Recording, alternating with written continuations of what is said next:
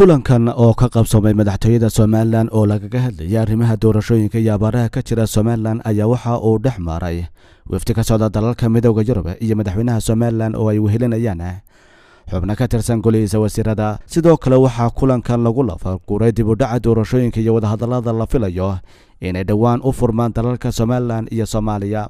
kulankan ayaa markii uu soo idlaaday waxaa warbaahinta la hadlay wasiirka arrimaha dibadda ee Soomaaliland Yaasiin Xaaji Maxamuud Xire iyo safiirka dalka Denmark Mette Nielsen oo ka hadlay waxyaabihii ay ka wada hadleen madaxweynaha Soomaaliland iyo wafdiga midowga Yurub.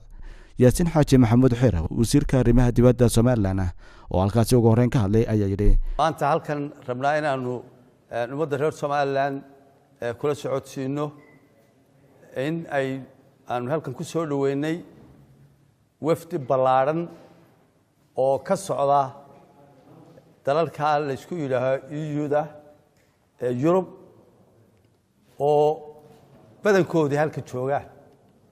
halkan waxaa noogu yimid safiiro ay ka mid yihiin kii dhammaantood Denmark, Norway, Sweden, UK, Switzerland, Finland, intii muhiimka ahayd ama waaweyneyd halka kan ayay maanta noogu yimaadeen. waxay u yimaadeen in aanu isweydaarsano aaraa iyo afkaar arrimaha badan ee ka jira mandaqadda iyo xidhiidhka Somaliland iyo dalalkaas ay leeyihiin sidii hore loogu marin lahaa, sidii la isu xog ogaarsan lahaa, la isu dhaafsan lahaa wixii macluumaada iyo wixii afkaar ee loo baahan yahay in laga wada hadlo. hadday siyaasad tahay, hadday dhaqaale tahay, hadday gargaar tahay, hadday tahay nabadgelyo, dhinac walba waa laga wada hadlay. si wanaagsan baana la isku wada afkatay dhammaan arrimihii laga wada. dhinaca kale safiirka dowladda Denmark Mette Nielsen oo iyaduna halkaasi ka hadashay ayaa tiri We've had a very productive and very interesting discussion this afternoon with His Excellency the President and several of his ministers. waxa aanu wada hadallo midho dhal iyo xiisabo leh la yeelanay galabta madaxweynaha Soomaaliland oo ay wehelinayeen xubno ka tirsan golihiisa wasiiradu.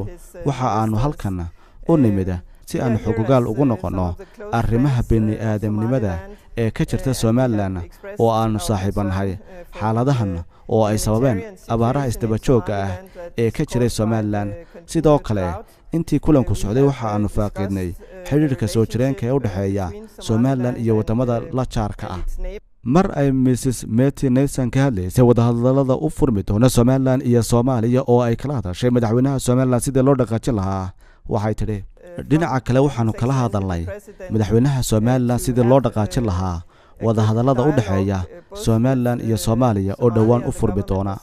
maalmihii u dambeeyay Soomaaliland waxaa ka taagnaa ismarinwaa dhinaca siyaasadda iyo arrimaha doorashooyinka taas u dhaxaysa xisbiyada kulmiye u ciidiya wadani. wafdigan ka socda midowga Yurub oo ujeedadooda ugu weyn ay ahayd sidii ay isugu soo dhaweyn lahaayeen dhinacyada ku muransan doorashooyinka soo socda ayaa ka hadlay arrimaha doorashooyinka waxaana yidhaahdeen the upcoming elections in Somaliland.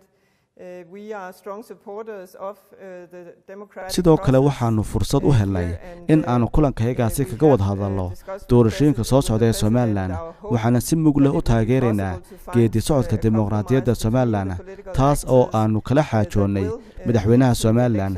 waxaana rajaynaynaa in xal loo heli doono ismarinwaaga ka dhex taagan daneeyayaasha siyaasadda Soomaaliland.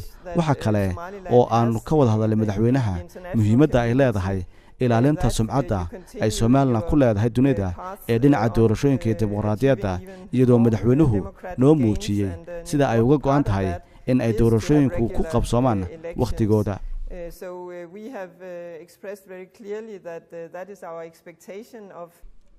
inkasta oo ay weli labada xisbi ee kulmiye iyo wadani oo ku muransan guddiga doorashooyinka ee wakhtigan ay meel adag kala taagan yihiin, haddana waxaa la dhowraya natiijada ka soo bixi doonta iskudayga lagu doonayo in la isugu soo dhaweeyo labadaasi dhinac maadaama ay midho dhali waayeen wadahadallo u socday labadaasi xisbi oo maalmihii u dambeeyey uga socday magaalada Hargeysa.